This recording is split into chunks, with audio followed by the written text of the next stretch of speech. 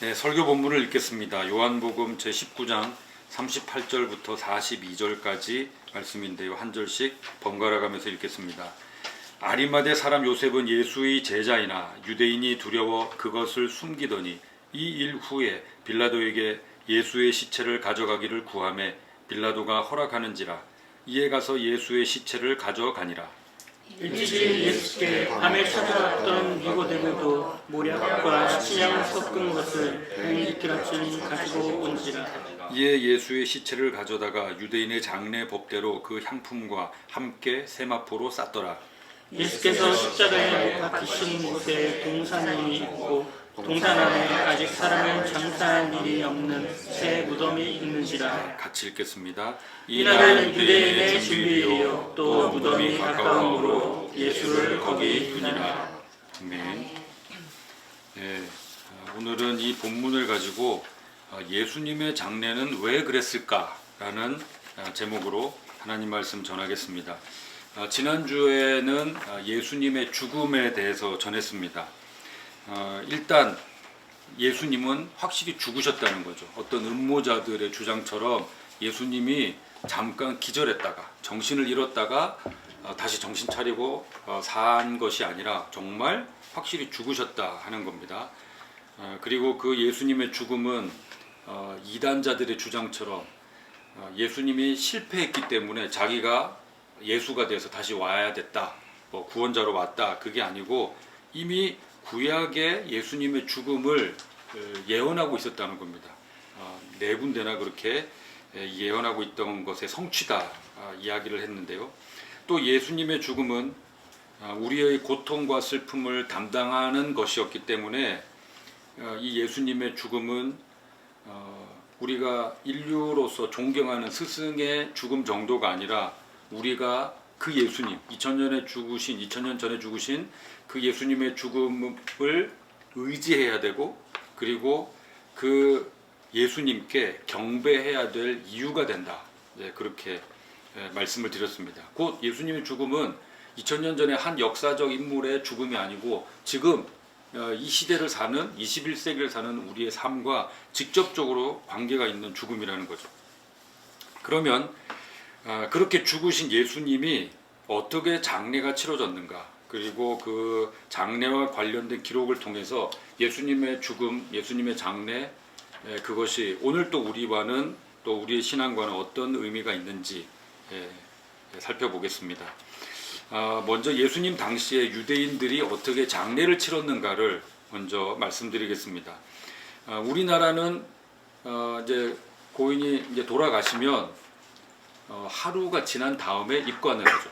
하루가 지난 다음에 수의를 입히고 마지막으로 얼굴 보고 이제 관을 닫습니다. 이제 입관을 하고, 그리고는 3일째 흙을 이제 파서 그 아래 이제 매장하는 그런 형식으로 장례를 치르는데요. 유대인들은 사망한 날, 이제 고인이 돌아가신 그날에 바로 삼배로 쌉니다. 바로 삼배로 싸요, 그냥.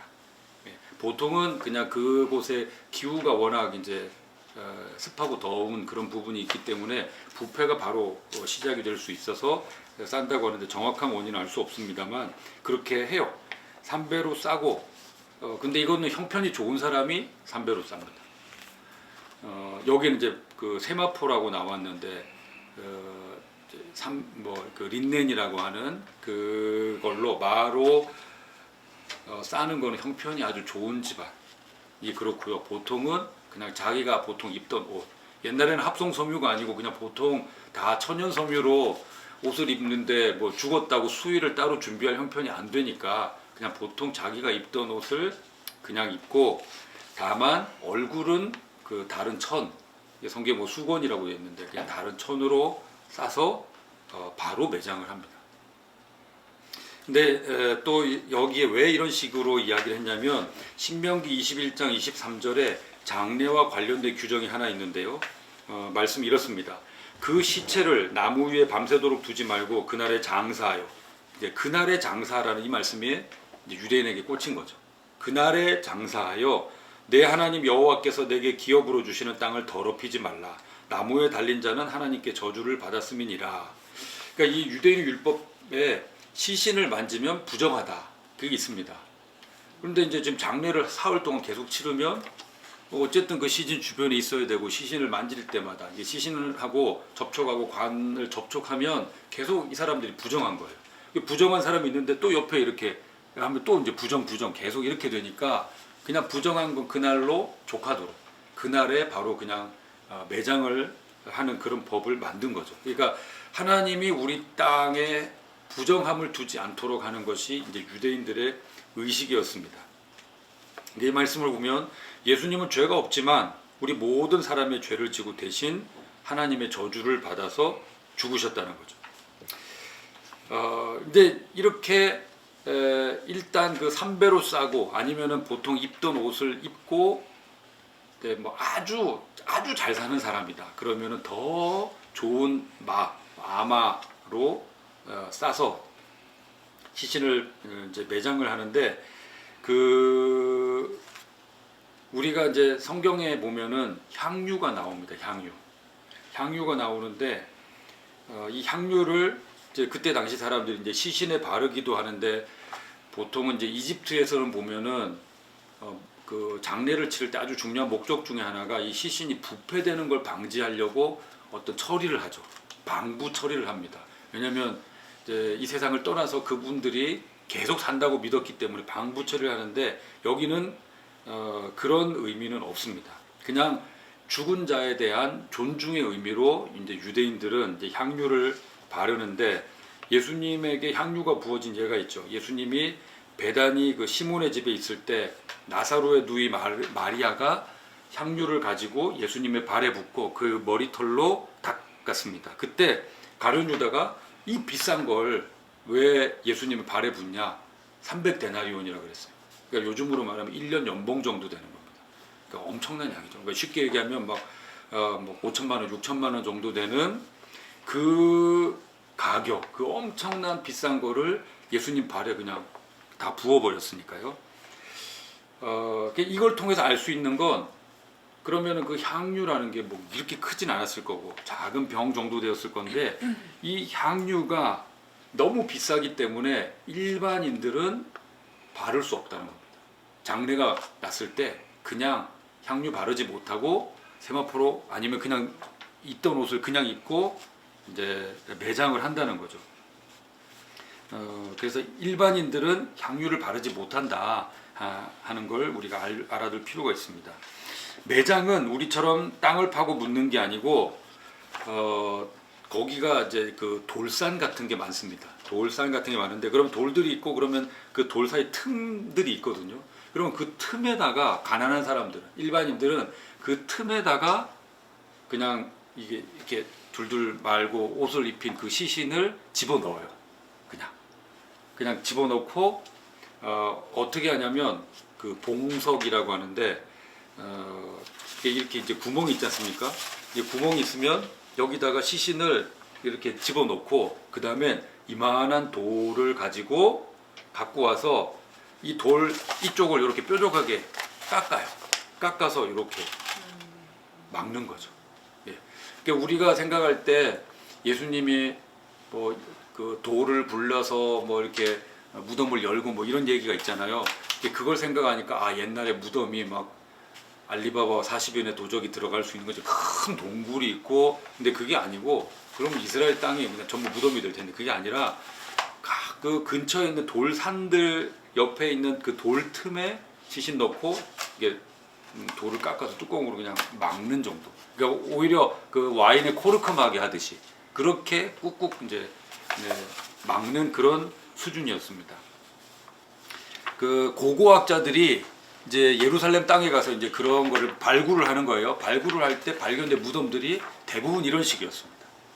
그러니까 틈에 시신을 집어넣고 거기에 이제 돌을 우리가 생각하는 둥근 돌이 아니고 그냥 큰 돌이었던 거예요. 돌로 사람 몸집만한 돌로 그걸 꾹 막아놓고 그런 걸 알 수 있는데, 그러니까 요한복음 11장에 예수님께서 죽은 나사로를 살리신 장면이 나와요.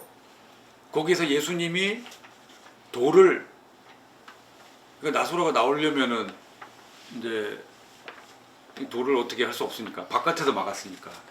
근데 예수님이 거기에서 돌을 뭐라고 했는지 혹시 돌을 네 돌을 굴려라가 아니에요. 돌을 굴려라가 아니고 어떻게 말씀하셨냐면 돌을 옮겨 놓으라 말씀하셨어요. 그럼 뭘 할 수 있느냐? 나사로의 무덤이 별로였다. 왜냐하면 그 집이 이제 넉넉하지 않은 집안이었던 거죠. 네, 그렇게 넉넉하지 않은 집안이었어요. 돌을 옮겨 놓으라. 그러니까 나사로 무덤도 이제 이런 조그만한데 이렇게 꽂혀 있으니까 이 박혀 있는 이 돌을 치워라, 옮겨 놓으라 했던 거죠. 그럼 우리가 생각하는 대로 나사로가 큰 동굴에서 이렇게 더벅 이렇게 걸어 나온 게 아니고 나사로는 기어 나왔을 확률이 높습니다.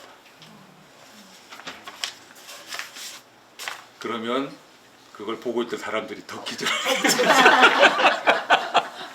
얼굴에 세로관 두르고 세마포로 돌들 많은데 거기서 그 무덤 속에서 이렇게 기어 나왔을 테니까 아마 그 보고 있었던 사람들은 이제 뭐 거의 기절할 수준이었겠죠. 그런 것을 우리가 알 수 있는. 근데 이제 아주 잘 사는 사람들은 큰 바위를 팠어요. 파서 가족 무덤을 만드는 거죠. 그래서 이렇게 파서 거기에다가 가족 묘를 이렇게 그 2층 침대, 3층 침대처럼 이렇게 해서 거기에 차례로 이렇게 했다고 합니다. 그리고 그런 무덤은 우리가 생각하는 완전한 그 이제 원형 그런 연자맷돌 같은 그런 걸로 이렇게 해서 막는 그런 형식이 있는데 그런 무덤은 고고학적으로 아주 드물게 발견되고 대부분의 무덤은 이렇게 꾹 끼워 넣는 이런 방식의 무덤이었다고 합니다. 그러니까 우리 예수님도 당연히 이제 유대인의 이 장례 방식을 따랐겠죠.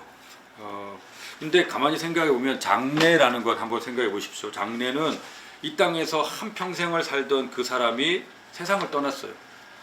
그리고 그 세상을 떠난 것에 대해서 무언가 살아있는 사람들이 그 사람의 삶, 인생, 그리고 그 죽음에 대해서 기념하는 그런 의식을 치러주는 겁니다. 제가 이제 이 부산시에서 그 공영장례 들어보셨어요? 공영장례라고. 이게 뭐냐면 노숙자들도 세상을 떠나잖아요. 그러니까 노숙자들이 세상을 떠났는데 그러면은 연고자가 나오지 않아요. 있어도 우리는 장례 치르지 않을 겁니다. 우리 가족이라고 생각하지 않습니다. 이렇게 나온대요, 가족들이. 그러니까 지금 가족을 떠나서 노숙자 생활을 한 그 사람에 대해서 괜히 지금 장례 치른다고 이러고 싶지 않다. 그러면은 어떻게 하냐면 시에서 최소한 그래도 이 망자에 대한 예를 지키겠다 그래가지고 공영 장례를 치르는데 이제 그 이게 장례업자들한테 이제 그걸 의탁하는 거죠. 공영 장례를 치러주세요. 그러면 장례식장에서 하루를 빈소를 빌려서 거기에 이제 영정사진을 갖다 놓고 최소한의 그 뭔가 조문 같은 그런 예식을 합니다. 하루 동안. 근데 안타깝게도 그러면 장례식장에서는 그 하루를 이렇게 통으로 하면은 손해 보잖아요. 그러니까 이 장례업자들하고 짜고 한 1시간 정도 이렇게 하고 사진 찍고는 시청에 이제 제출하고 싹 치워버려. 그러면은 그 다음 장례를 한 팀 받을 수 있잖아요. 그거는 이제 사흘장, 3일장을 또 온전히 이렇게 빈소 그 비용을 다 받을 수 있으니까 그런 식으로 하는 예가 많은 거예요. 그래서 공영 장례를 시간을 온전히 좀 망자에 대해서 이거 좀 해주자. 그래가지고 그런 운동을 좀 하고 있습니다.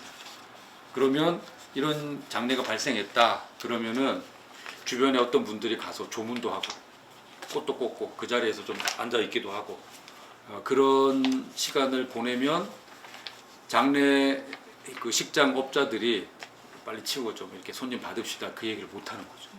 지금 여기 누가 계속 오고 있다.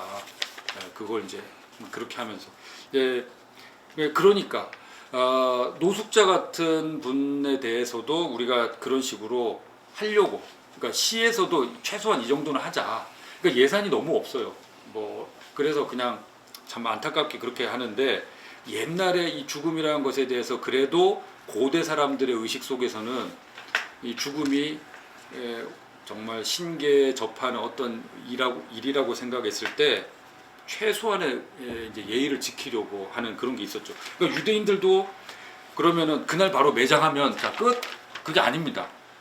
매장은 해놓고 사흘 또 좀 어떤 사는 집에서는 7일간 그 상복 같은 거 입고 애도의 시간을 가져요. 우리하고는 이제 뭐 우리는 애도 기간을 가지고 매장을 하는데 그들은 매장을 하고 애도의 기간을 가지는 그 차이가 있습니다. 그러니까 고대인에게는 아주 중요한 의식인데 문제는 이 예수님의 죽음이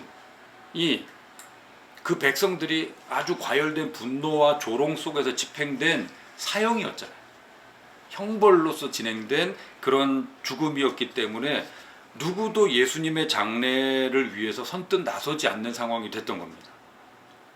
그나마 그걸 감당해야 됐던 제자들이 다 도망가 버린 상황이었죠. 그때 의외의 사람들이 등장합니다. 그게 오늘 본문에 나오는 내용인데요. 그 전에는 한 번도 등장하지 않았던 아리마대 요셉이라는 사람이 나타나요. 이 아리마대는 예루살렘에서 북서쪽으로 한 30km 떨어진 마을의 이름입니다. 그러니까 이 지역 출신의 공회원, 우리식으로 하면 국회의원이라는 거죠. 근데 이 사람이 갑자기 나타난 거예요. 전혀 이런 사람이 있는 줄 몰랐는데 오늘 본문에 나와 있는 대로 하면은 예수님의 가르침에 대해서 마음에 감동은 있지만 사람들의 시선이라는 게 두려워서 자기가 예수님을 따른다는 걸 드러내지 못했던 사람. 근데 이 결정적인 순간에 이 사람이 나타났어요. 그리고 총독 빌라도에게 가서 예수님의 시체를 내가 가져가겠다. 내가 인수하겠다. 그리고 구하고 그랬을 때 이제 이것도 중요한 부분인데 그러면은 죽어야 시체를 인수하죠. 인계하고. 그래서 빌라도가 부활을 시켜서 예수님 그 나사렛 예수가 죽었나 확인해. 그래가지고 확인하고 그래서 빌라도가 서명하고 시체를 내줍니다. 그 이제 과정이 나오는데 그러니까 예수님 분명히 죽었다는 거죠. 어디에서 예수님의 이 장례를 했는지는 알 수 없지만 당시에는 장례식장이라는 게 따로 없었기 때문에 아마 아리마대 요셉 자기 집으로 모셨을 겁니다. 그렇게 모셨을 때 또 중요한 한 사람이 나오죠. 니고데모라는 사람. 우리가 알고 있는 요한복음 3장 16절. 그 어디지? 저 캘리포니아 저 그 무슨 버거 유명한 버거 있잖아요. 캘리포니아에만 있는 버거. 네. 거기 바닥에 요한복음 3장 16절 적혀 있죠. 네. 아 바닥은 안 보셨어요? 바닥이 있습니다. 햄버거만 보셨군요. 네. 햄버거 맛있긴 하지만 감자튀김이 더 맛있지만 거기에 바닥에 컵 바닥에 보면 요한복음 3장 16절 적혀 있어요. 하나님이 세상을 이처럼 사랑하사 하는 이 말씀이 어디서 나왔는가? 바로 그 말씀이 나오게 한 니고데모라는 또 다른 공회원, 또 다른 국회의원이 몰약과 침향 섞은 것을 100리트라를 가져왔다 그랬는데요. 예수님이 태어날 때도 몰약이 예물로 바쳐졌죠. 이 몰약이라는 것은 뭐냐면 어떤 약이 아니고 몰약 나무가 있습니다. 몰약 나무의 진액 덩어리예요. 이게 아주 비싼 향품입니다. 그리고 이것 자체가 약간의 방부 효과가 있다고 합니다. 그러니까 고대 이게 이집트, 아프리카에서 이제 이 나무가 나온다고 하는데 아프리카하고 인도에서요. 그러니까 이게 고대 그 지역에서 아주 중요한 향품이었죠. 그리고 침향도 침향 나무의 진액 덩어리입니다. 이건 역시 향품인데 특히 침향 이거는 사향노루 들어보셨죠? 예, 사향 그리고 향유고래의 그 용연향이라고 하는 그 천연, 그러니까 사향, 용연향, 침향 이 나무에서 나오는 거. 그러니까 노루, 고래, 나무에 나오는 사향, 침향, 용연향 이게 그 고대 사회 이게 3대 향품이라고 하는데, 그러니까 엄청 비싼 이 향품 섞은 걸 100리트라를 가져왔다. 1리트라가 330g입니다. 그럼 100리트라라면 조금 더 많죠. 얼마? 33kg예요. 33kg을 가져온 겁니다. 이게 엄청난 양을 가져온 거예요. 예. 그러니까 우리가 그러니까 이제 생각해 볼 게, 그럼 예수님의 몸에 향유를 바른다 그랬을 때 어느 정도의 향유가 필요할까요? 보통 한 참기름 한 병 정도 되면 뭐 몸에 다 충분히 바르지 않을까요? 근데 33kg을 가져왔어요. 그러면 바르고도 줄줄 흐르고도 남는데, 그건 어떻게 했냐면 거기 보면 이렇게 되어 있습니다. 말씀 보면 향품과 함께 세마포로 쌌더라. 그러니까 시신을 이제 매장할 때 향품과 함께, 그러니까 이 향품 향유도 있지만은 그 향유 그걸 바르고 향품 그 진액 덩어리도 있고, 그거를 같이 싸서 온몸에 계속 향내가 나게 하는 거죠. 그것과 함께 향유 병도 그 매장을 같이 하는 거예요.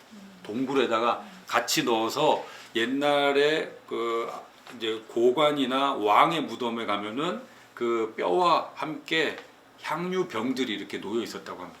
그러니까 지금 예수님의 장례를 그렇게 치르도록 33kg이나 되는 그 향품을 가져온 거죠. 그러니까 이게 이제 무덤을 그만큼 향품에 넣는다는 거, 그 죽은 자를 얼마나 존귀하게 여기느냐 하는 그건데, 이 100리트라 정도는 어느 정도의 양이냐면 왕의 죽음 정도 됐을 때 넣는 그 정도의 양이라고 합니다. 그 지역에서는. 게다가 예수님이 못 박히신 그 골고다 언덕 근처에 이 아리마대 요셉이라는 이 국회의원 정도 되는 이 사람이 자기가 죽으면 자기를 매장하려고 동굴을 파서 준비한 새 무덤이 하나 있었어요. 완전히 새 무덤 이제 있었는데, 그곳에 아리마대 요셉이 예수님을 모셨습니다. 그러니까 새 무덤을 준비해서 거기에 30kg 되는 그 향품과 함께, 그리고 돌을 굴려서 이게 원형의 봉석으로 그 무덤을 막을 정도가 됐다. 그러면 이게 누구의 장례냐, 누구의 매장이냐? 왕의 매장, 왕의 장례식이었던 거예요.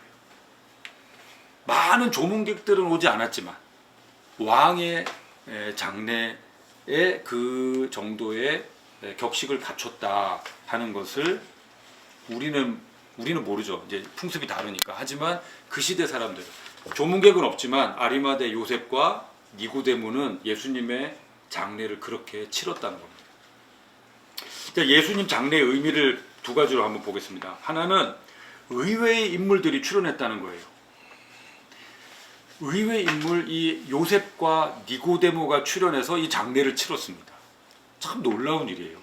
한 번도 등장하지 않다가 갑자기 마지막에 예수님이 돌아가시고 난 후에 이 사람들이 장례를 치렀는데, 왜 그랬을까? 제자들이 좀 정신 차리고 예수님의 장례를 치르지라는 마음이 생길 수 있는데요. 가만히 생각해 보면, 그러면 지금 죽임을 당한 십자가형에 처해진 예수의 잔당 취급을 받는 제자들이 장례를 주도해서 예수님의 장례를 치렀다면, 예수님의 장례를 이렇게 치를 수 있었을까? 예수님의 죽음을 제대로 기념할 수 없는 분위기가 됐을 수도 있습니다. 그리고 제자들이 그들의 형편대로, 그들이 뭐 부자도 없고 그렇잖아요. 그러니까 뭐 그냥 가난한 사람들의 형편대로 그냥 예수님 원래 입던 옷에 그냥 뭐 대충 해가지고 어디 또 틈새에다가 그냥 어디다 이게 끼워 넣듯이 그렇게 장례를 치렀겠죠. 그렇다면 예수가 죽은 게 아니지 라는 식으로 저 제자들이 예수의 죽음을 조작했다는 오해가 더 퍼졌을 겁니다. 국회의원 격인 이 공회원인 이 요셉과 니고데모가 장례를 이렇게 치렀기 때문에 예수님의 죽음이 더 명확해진 게 있죠. 게다가 두 번째로 이 장례의 격입니다. 장례의 격. 가만히 생각해 보십시오. 예수님은 평생 가난하게 사셨어요. 나사렛 그 산골짝 화전민의 마을에서 정말 가난한 몫으로 사셨어요. 인자가 머리 둘 곳도 없다 할 정도로 정말 힘들게 사셨는데, 가만히 생각해 보면, 자, 예수님이 태어날 때 누울 자리가 없어가지고 구유에 누웠습니다. 하지만 어땠습니까? 왕의 탄생을 축하하는 동방 박사들이 동방에서 와서 황금과 유향과 모략을 바쳤어요. 왕의 탄생이라고 온 유대에 소문을 내고 다녔습니다. 죽으실 때 보면 많은 조문객은 없었어요. 하지만 누구의 장례처럼 됐다고요? 왕의 장례처럼. 왕의 장례처럼 향품이 사용되고 새 무덤에 매장이 됐습니다. 그러니까 우리가 생각할 때는 12 제자들이 좀 하지 싶지만 오히려 예수님의 이 장례를 통해서 예수님은 이 태어남 또 이 마지막 이 장례 형식을 통해서 진정한 왕이심을 나타냈던 거죠. 그것도 계속 따라다녔던 사람들이 아니고 전혀 의외의 인물. 그러니까 예수님의 탄생 때도 전혀 의외의 인물이 동방박사들이 툭 튀어나와가지고 생각하지도 못한 사람들이 와서 왕이십니다 경배했던 것처럼 전혀 의외의 인물인 요셉과 니고데모가 와서 예수님의 장례를 왕의 장례로 치렀다는 것은 하나님의 놀라운 섭리라고 하겠습니다. 말씀을 맺겠습니다. 전 4가지로 이 말씀을 정리하고 싶은데요. 첫째는 예수님은 진정한 왕, 영원한 왕이시라는 겁니다. 그렇다면 이 예수님을 우리가 잘 섬겨야 되는 거죠. 그냥 섬기자 하는데 의미가 있지 않습니다. 이 왕이, 그러니까 태어남, 예수님이 태어나면서 날 경배해, 내가 왕이야, 뭐 주장한 것도 없어요. 그냥 아무것도 할 수 없는 그 아기를 향해서 전혀 의외의 동방박사들이 와서 왕으로 인정하고 경배했던 그 왕. 비참하게 죽었지만 오히려 그 나라의 실권을 가지고 있던 그 사람들이 와서 왕의 장례로 치렀던 그 왕이 우리 편이란 겁니다. 내 편, 나를 위하는 분이시란 겁니다. 그리고 하나님이 아무것도 할 수 없는 그 아기 예수님의 그 출생 그리고 죽고 나서 그냥 시신뿐인 그 예수님의 장례를 집례하셨던 것처럼 우리의 인생도 그렇게 붙잡고 계신다는 겁니다. 그 예수님을 우리가 잘 의지하고 섬겨야 되겠습니다. 두 번째로 사람의 시선이나 세상의 평가에 우리 마음을 빼앗기지 말고 우리의 삶을 살아가자는 겁니다. 예수님은 태어날 때 그런 왕의 예물을 받았습니다. 돌아가실 때 왕의 장례로 그렇게 돌아가셨습니다. 근데 그냥 보통 살 때는, 일상을 살 때는 줄이기도 하셨고 피곤하기도 하셨고 그냥 정말 가난하게 힘들게 그렇게 사셨어요. 그런데 예수님 한 번도 그것에 대해서 아쉬워하지 않으셨습니다. 그냥 그게 없어도 그냥 영광스러운 존재인 거예요. 그냥 그 자체가 그걸로 꿀리지 않았다는 거죠. 그냥 그 자체의 삶을 사셨다는 겁니다. 그러면 하나님이 축하와 기념을 알아서 해주시는 겁니다. 우리도 마찬가지. 우리도 세상 사람들의 시선이나 뭐 이런 거 신경 쓸 거 없이 그냥 우리에게 주어진 삶을 살아갈 때 하나님이 우리를 향한 축하와 기념은 그 세리머니는 하나님께서 해주신다 하는 겁니다. 세 번째는 하나님의 하시는 일, 하나님의 일이 요렇게 진행되겠지 하는 이런 우리의 의식. 그러니까 하나님의 일이 내가 아는 사람의 범위, 내가 생각하는 그 범위에서 일어날 것이라고 한정하지 말자는 겁니다. 예수님이 돌아가셨어요. 십자가에 매달려 있어요. 아이고 저 장례 누가 치르지? 제자 중에 가장 용감한 베드로가 올라나? 그래도 십자가 밑에서 그냥 끝까지 버텼던 요한이 어떻게 할라나? 그 엄마 책임져야 되니까 요한이 하겠지? 아니었던 거예요. 아무도 아니었어요. 누구도 생각하지 못했던 공회원인 두 사람이 나타나서 이 일을 했습니다. 그러니까 하나님은 모든 것의 주인이며 그 이루어지는 일을 볼 때 깜짝 놀랄 수밖에 없는 지혜와 사랑이 충만하신 분이라는 거죠. 그러니까 우리를 위한 일도 하나님께서 우리가 생각하는 그 한정된 범위를 넘어서서 하실 것이다. 그걸 우리가 늘 기억하면 좋겠습니다. 마지막 네 번째는 평생을 헌신하는 삶도 있지만 평소에는 드러나지 않다가 마지막에 그 인생을 거는 헌신을 하는 사람도 있다는 겁니다. 여기에 나오는 이 아리마대 요셉처럼, 니고데모처럼 예수님의 뒤를 따라다닌 적은 한 번도 없어요. 그런데 정작 예수님에게 그 죽음을 기념하는 그 뭔가가 필요할 때 예수님을 그냥 뭐 정말 하찮은 장례라도 치러주는 그 일이 필요할 때 누구도 나서지 않았지만 그 시대에 고귀한 취급을 받던 그 사람들이 나타나서 이 일을 했습니다. 뭐 어떻게 보면 이 사람들은 정말 목숨을 거는 일일 수도, 평판을 거는, 인생을 거는 일일 수도 있었는데요. 그렇다면 우리가 적용을 하자면요, 사람을 판단하지 말아야 돼요. 저 사람은 말이지 이렇게 살아, 그런 분위기에서 이렇게 살아야 될 거 아니야 라고 우리가 판단하기 쉬운데 그러지 말자는 거죠. 사람의 속은 알 수 없습니다. 아마 그건 자기 자신도 모를 거예요. 아마 아리마대 요셉도 자기가 예수님의 죽음을 맞닥뜨렸을 때 이런 헌신을 하리라고는, 자기 무덤을 이렇게 내놓으리라고는 아마 생각하지 못했을 수도 있습니다.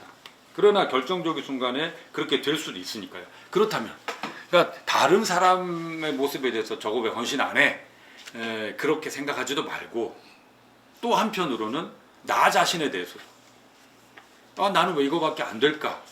그렇게 나 자신에 대해서도 판단하지 말자는 거죠. 내가 어느 날 헷가닥 해가지고 갑자기 신학교에 가겠다, 뭐 성교 나가겠다, 저 이슬람권으로 가겠다, 뭐 이런 일이 벌어질 수도 있는 거니까요. 안심하지 마시고. 안심하지 마세요. 요즘 신학교 미달이거든요. 시험 잘 못 봐도 될 수도 있어요.